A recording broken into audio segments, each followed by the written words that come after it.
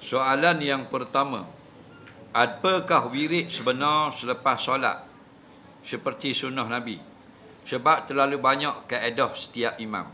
Baik, dengar baik-baik. Dia kata lepas kita semayang, kita berzikir. Faham? Dia tak kata wirid, zikir, dia kata wirid. Yang sebenarnya kita berzikir. Wirid ni gini, kalau kita zikir gitu semua, dipanggil wirid. Faham lagi?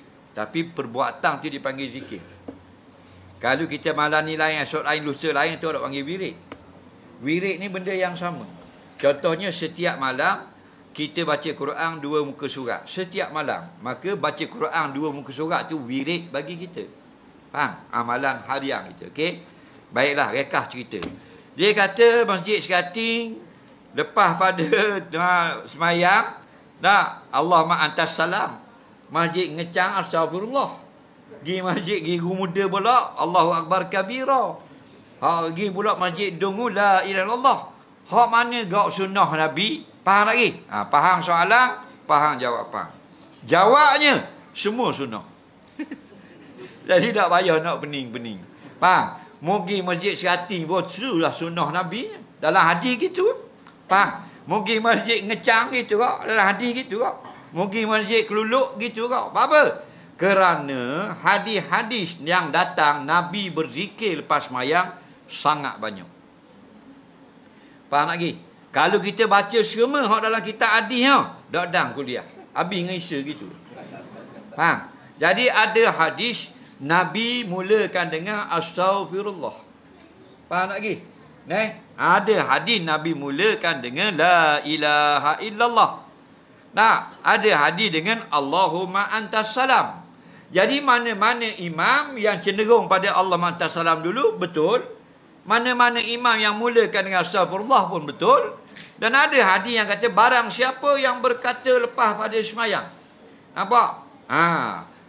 Man sabbaha lillah fi kulli dubri salatin salasan wa salasin wa hamidallah salasan wa salasin wa kabbarallah salasan wa salasin wa yaqulu tamaman mi'ah la ilaha illallah wahdahu la syarikalah. Contoh, barang siapa yang habis tiap-tiap kali habis mayang, dia pergi kata Allah subhanallah subhanallah subhanallah 33 kali, alhamdulillah alhamdulillah 33, Allah akbar 33. Dah lah 100 dia kata la ilaha illallah wahdahu la syarikalah. Ampun dosa sebanyak buih di laut. Jadi ada hadis akhirnya habis mayang kata subhanallah subhanallah. Jadi betul belaka. Pergi masjid putih, masjid negeri, habis.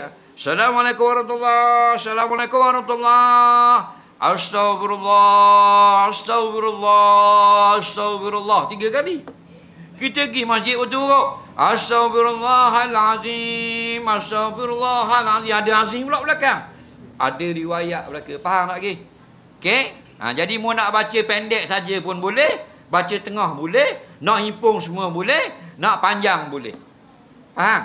Jika ada majlis, ada program, ada bahasa lain pula, pendekkan zikir. Faham tak lagi? Jadi betul belakang. Semuanya sunnah. Okey? Tak ada masalah pun.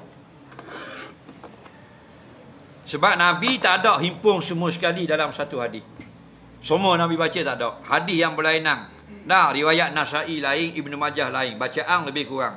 Ada yang Nabi baca 3 patah saja, ada Nabi baca sampai 10 patah, ada yang Nabi ulang-ulang 7 kali, ada yang Nabi baca sekali saja. Jadi riwayat masing-masing semuanya sahih belaka. Soalan seterusnya,